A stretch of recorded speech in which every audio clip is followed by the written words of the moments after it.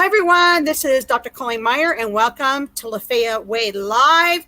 I will be your moderator today. So if you have any questions for Lafaya or Dr. Bauer, you can please put that in the comment sections, and we'll address your question. And we go through the next 30 minutes. And everybody knows Lafaya Mitchell of the Lafaya Way. She is a marriage and family therapist, author, speaker. And she has 3 books out, the Lafaya Way series. Check them out on Amazon. And her specialty is working with hypersensitive kids, teens, and adults. And Dr.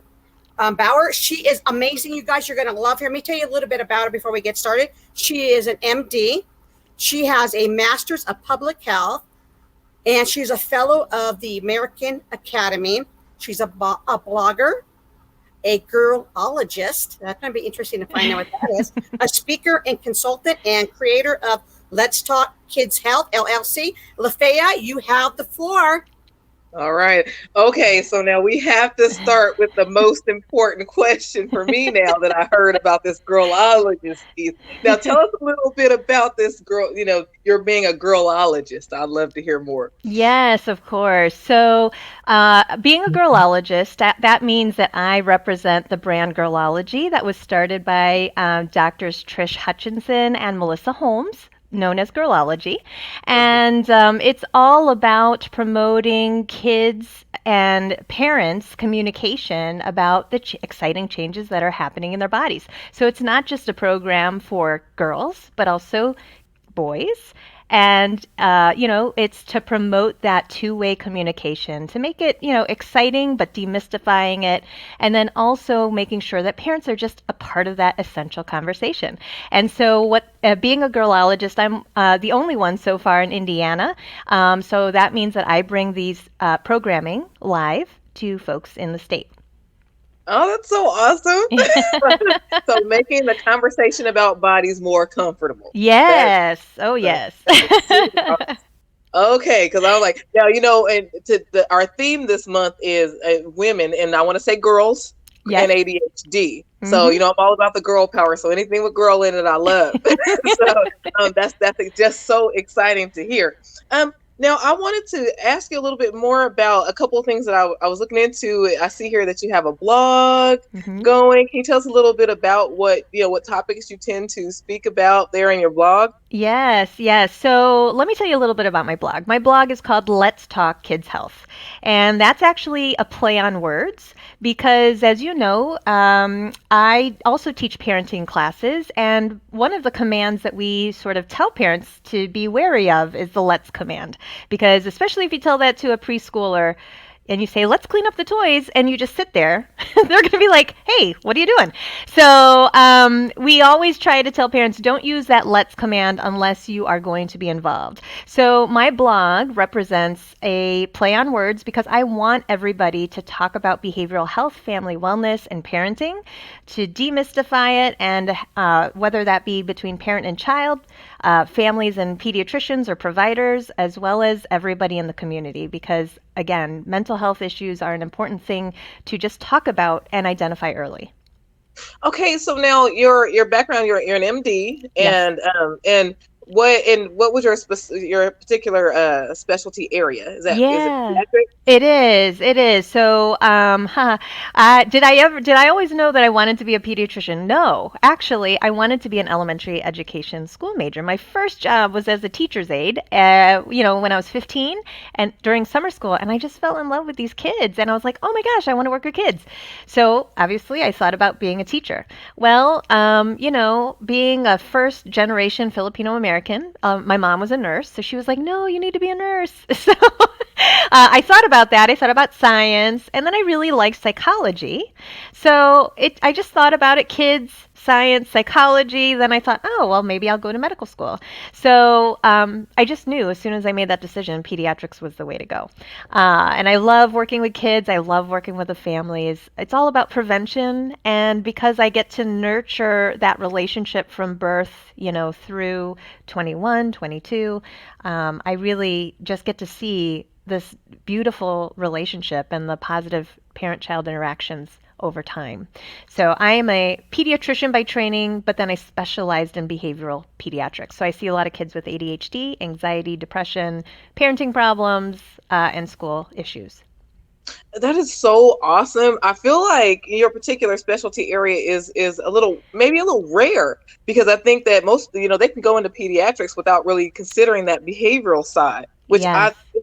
this is awesome. How have I not met you? No, no, no, this is exciting. Have you found that what you do and kind of how you really specialize in this really special area? Have you found that you don't find many other doctors doing the same? Well, so I'm glad you brought that up. When I was training in San Diego back in 2004, yeah, 2003, 2004.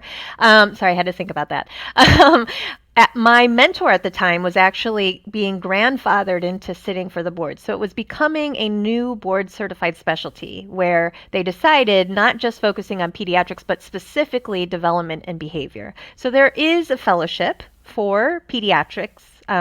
For this specialty. There's not a lot of us, and there's certainly a shortage because there are a lot of us in the field that are, retiring soon and not a lot going into it. So, a lot of times we work with, different interdisciplinary members with the schools. So I just love it because it's more of a team-based specialty. Oh my goodness, that sounds so wonderful. Now, I just have to say now, and this is not a knock on doctors, but most of the time, I don't really hear a lot of that. A lot of, I know. excitement about team oriented. I don't hear a lot about, and I don't know if I've ever heard about someone who's gone from wanting to be a teacher to becoming, a doctor. That's quite a journey. So Yeah, well, that's exciting. yeah, well, and actually, pediatrics, we do a lot of teaching, so it just was a natural fit, and and again, like I said, it's more prevention focused, strength based, so I'm all about that. I'm all about like finding what people are doing well and really kind of bolstering that. Well, I think I'm going to move to Indiana so that we can, so we can work together. I would love that. I've been in this field for 20 years, and I tell you, I've never met any docs, and not again, no knocks against them, but I've never met any docs with this particular specialty, and it's so much needed, so much needed. Like a lot of times, we have to almost convince them, hey, the behavioral piece is important. But no, this is awesome. Okay, so now I also, just in my research, I was looking, kind of looking at some of the things that you're doing, which sounds absolutely wonderful, everything you're doing. But can you talk to us a little bit about your Teach Me ADHD series? Oh, I am so excited to talk to you about that. So, as you know, I see a lot of kids with ADHD, and part of the things that pediatricians are really doing is because they see so many kids, and they're oftentimes the front lines to identify these kids. Whether it's the parents got a phone call from the school and started talking to the teacher who started noticing things, or they may have started thinking and seeing things that were a little bit worrisome. So they bring it up to the pediatrician. And a lot of pediatricians now feel more comfortable identifying ADHD. However, because traditional pediatrics practices are very busy and each visit is 15, 20 minutes and they see a ton of kids. Shout out to the primary care pediatricians out there because, it's a hard job. But, other than maybe being able to identify and prescribe medications, the other parts of the treatment are so essential, which is behavioral therapy, parenting support, school accommodations, and self-care, right? And so there's only so much time that general pediatricians can do to really fully address ADHD in that comprehensive manner. They want to, but just the structure of the practice oftentimes makes it difficult. So they have to refer out to psychologists, therapists, school counselors, tutors, all of that. However, as you know, it's really hard for families to navigate lots of different appointments, right? And to really they want to do what they can. However, it's just hard, we're all busy. And so one of the things that I noticed in my practice was when I was teaching residents how to do this was, we would often make referrals when I used to work in academia, make referrals to families after we made a diagnosis to then start therapy, to do parenting support. And really that's where things got lost.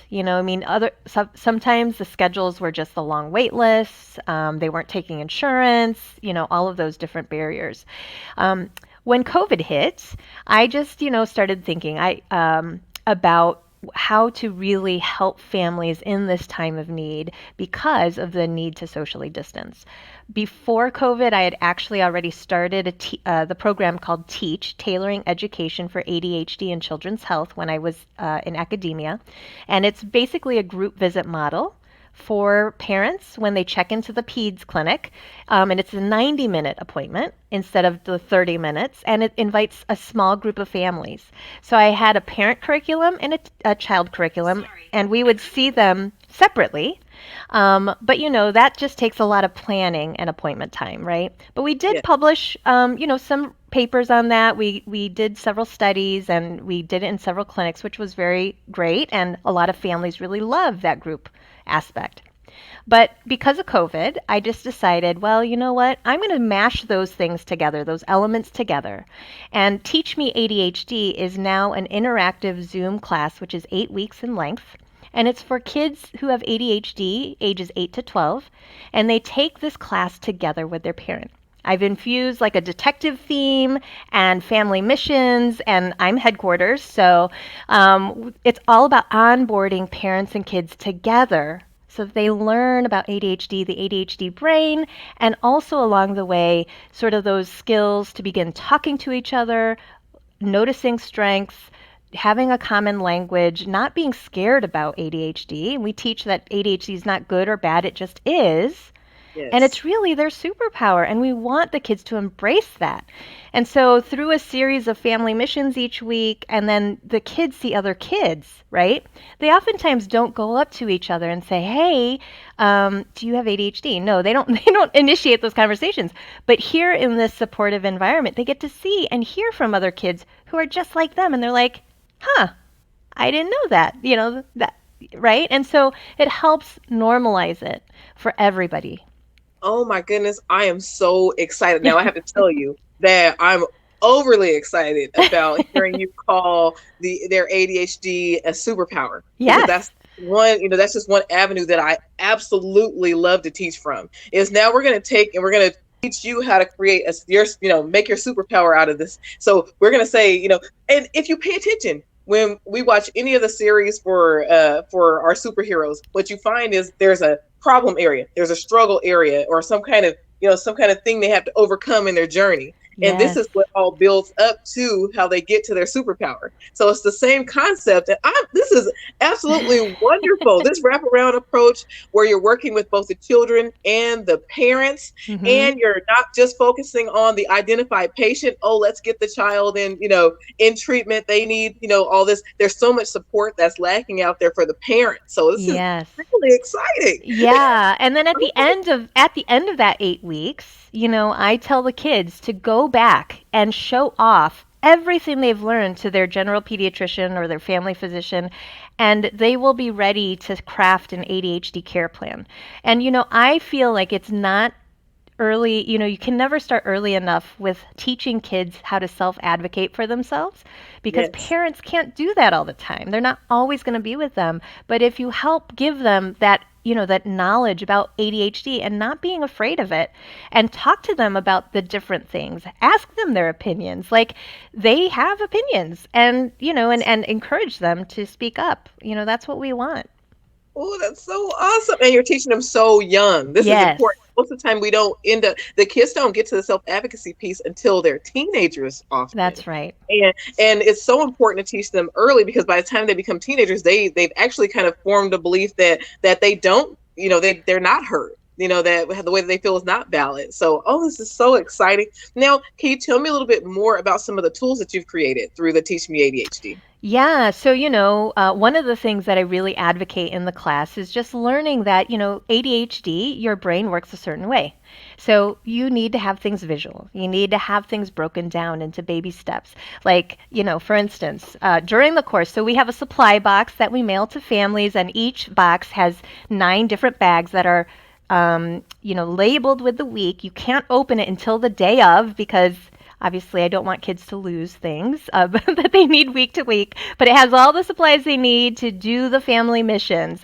Some of the things, like for instance, that we give are things like this: laminated things for an activity tracker, laminated mood tracker, and then also things like medicine tracker, right? We teach kids to be able to start, thinking about what it is that they need to be doing, but teach them in child-friendly ways. So yes, I do have a PowerPoint, but each PowerPoint slide has one word on it, and we talk about it, and it has graphics and images, and we talk about, well, how can we, take what we learned today and apply it to something, a new skill. And we talk about habit forming. We talk about goals, goal setting, how to communicate effectively with your parents. And we talk about and we learn all about like emotion control, and we learn about different things. So another thing that, the kids put together are these visual cue cards.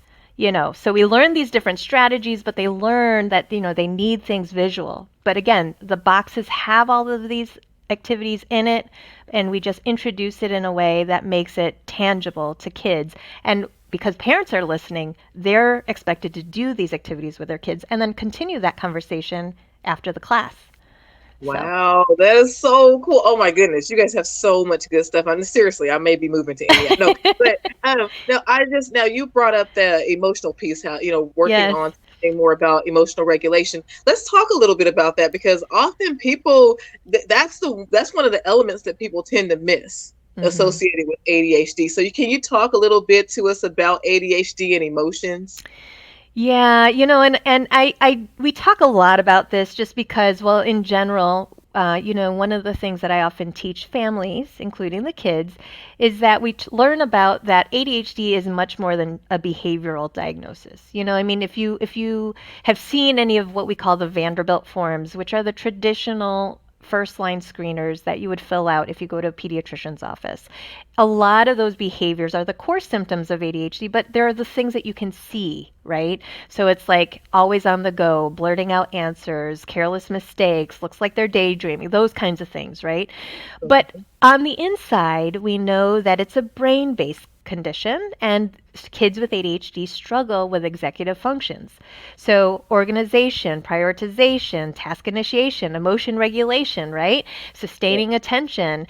And so that emotion piece really is a big part of ADHD. However, we also know that kids with ADHD, they're super smart, but because executive functions are often lagging, it can be really frustrating for a 10-year-old who's smart, but because they have ADHD and they're lagging in emotion regulation or, organization, prioritization, they get super frustrated, right? Yeah.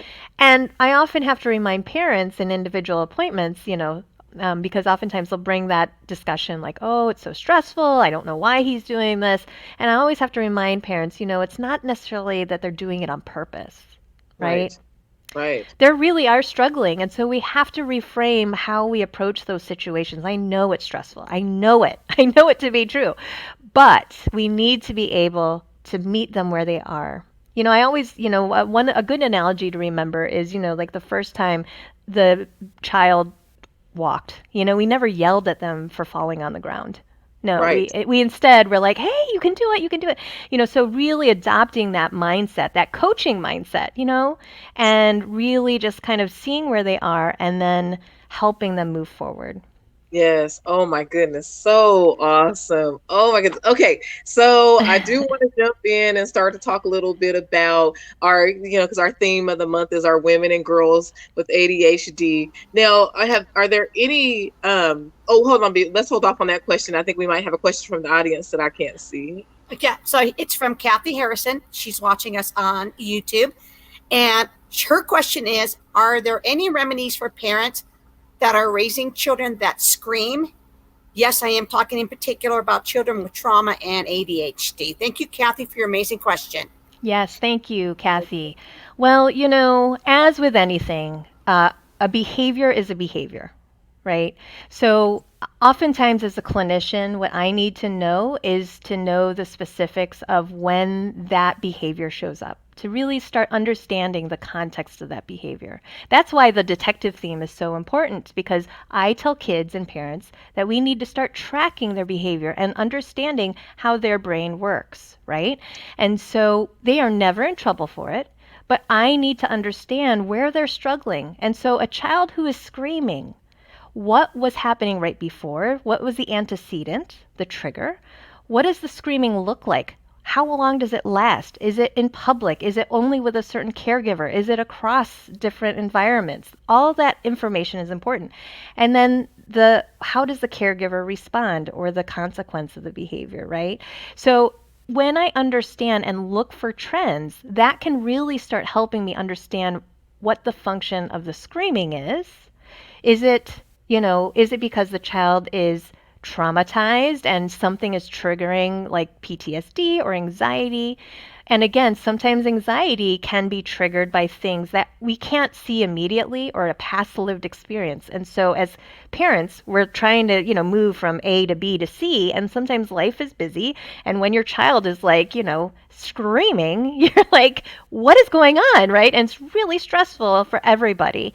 So I would say, Kat, that the answer to that question is not really easy, but I think the first thing is to really start tracking that behavior, and what I said, the ABCs of behavior, so that we can understand the patterns there, and then really starting to dig deeper into why that child is screaming. At the same time, right, we need to stay calm as much as possible.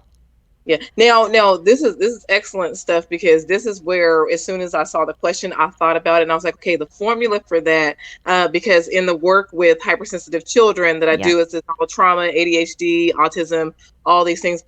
There's a certain formula that I created, the 4 steps of the Lafaya Way, and you can remember that by FUR. And now this is just piggybacking off of some of what Dr. Bauer said, because with a FUR, the F in FUR, and this is a long R, by the way. So the F in FUR is find your calm, is one. And the reason for this is because there is a dynamic that happens for children who are hypersensitive that I call emotion soaking. Okay, so if there's anything negative energy, anyone's upset, and this is not a blame thing, this is just of course it's going to be upsetting when we're having certain interactions and screamers and that kind of thing. But most important step is to understand that the kids who do get very agitated, very upset easily, they tend to be soaking in all of what's going on around them in their environments. So this is what I call the 6th sense. So they have sensory issues, and what we tend to not address is that 6th sense, which is the drawing from other people's feeling energies. So with that said, when you work towards finding your calm, the U in FUR, which is understanding the real truth, which Dr. Bauer spoke to so wonderfully, understanding the real truth helps. What are some of the triggers for you? Are you upset before you come to them? Can you do a self check-in or a check-in for them? The HALT from the 12 steps program, hungry, angry, lonely, tired. Is there potential for them to be any of those things? Am I any of those things, and bringing negative energy to the table, right? So then once you get to find your calm by understanding the real truth, then you go into our next R, which is responding in alignment with your truest intentions. When you respond in alignment with your truest intentions, that means what is it that you wanted in the interaction in the first place? What is your end? What would you like to see from your child? And then you want to respond from that. Now, if we say we look at our core values and we think, okay, well, what I really want around my home is just peace in my home. What I want is for my child to feel confident and, happy and, understood and all of that. Then sometimes some of our actions aren't quite in alignment with that. Okay, so you want to start to work on having responses that are, and some of the things that I use to try to help with that are I like to call it my power talk formula. And it's basically, hey, when you do this, it causes this disruption. And I know that's not your intention. So please try to do it this way. Like, use your tools, right? Mm-hmm. And then we get into our 3 R's after that. I'm trying to move through really fast, but then you get to your 3 R's after that. And that is to make sure that, first of all, you're recognizing small step differences. Because when you have a screamer, that means there's a high level of anxiety. There's higher levels of lots of things going on for them. So we're looking for small step improvements in these children. So you have to recognize those first and foremost. This is how you keep the longevity.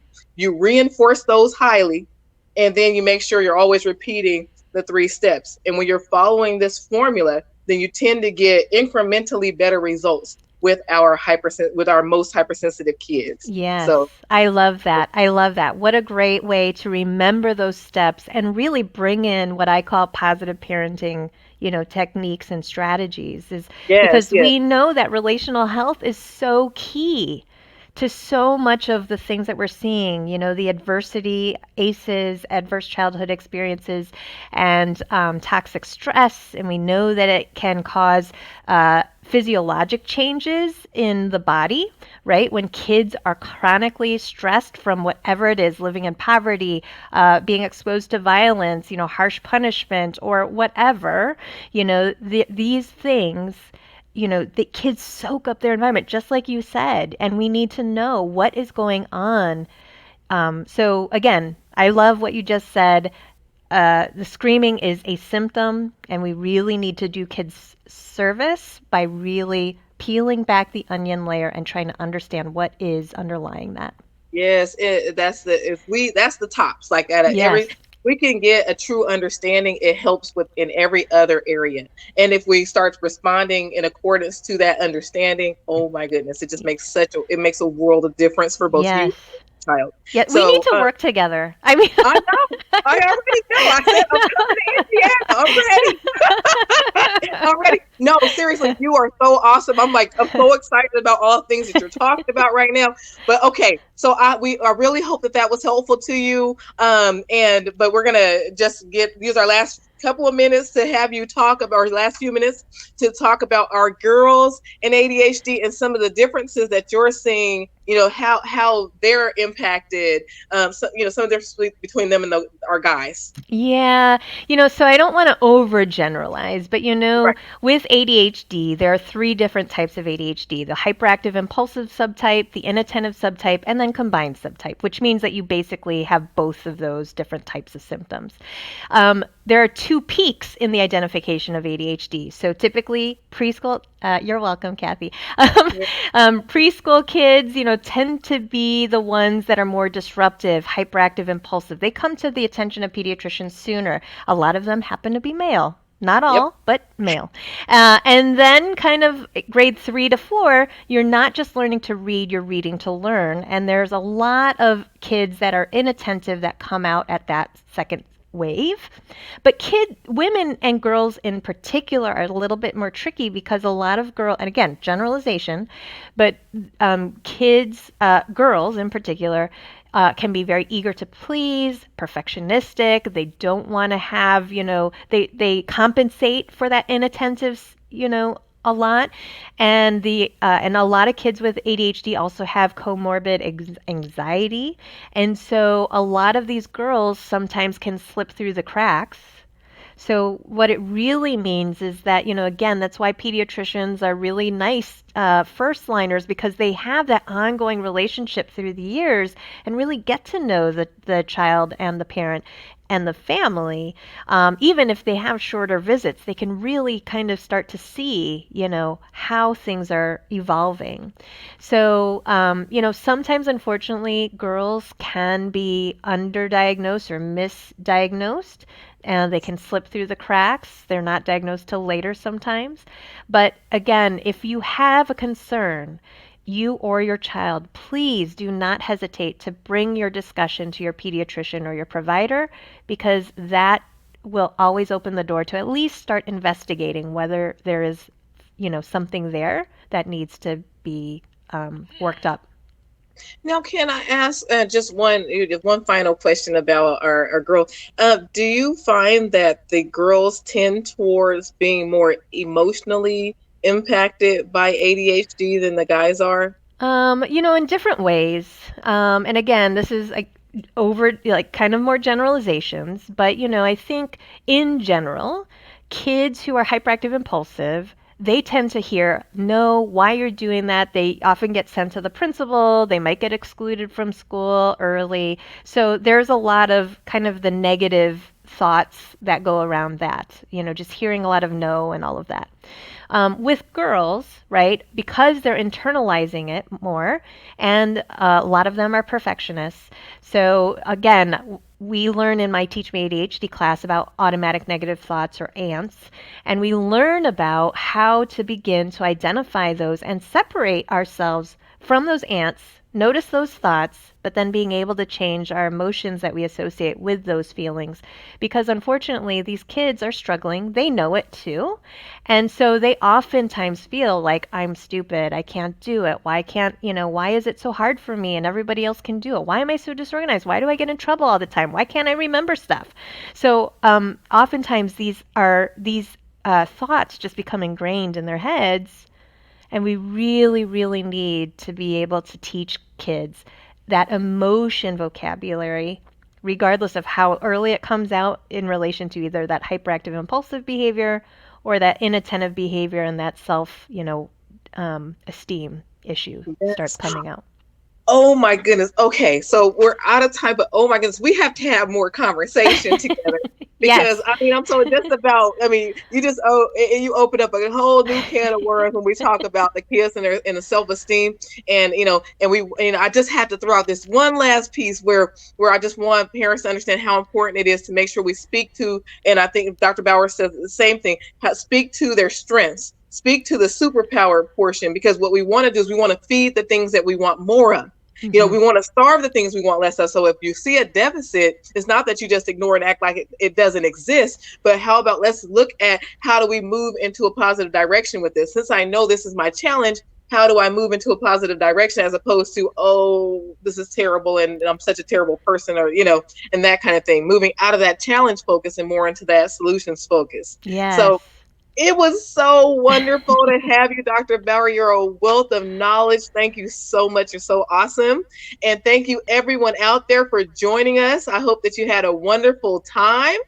And we're going to go ahead and close this up because we're over now. But until next time, stay you and stay true.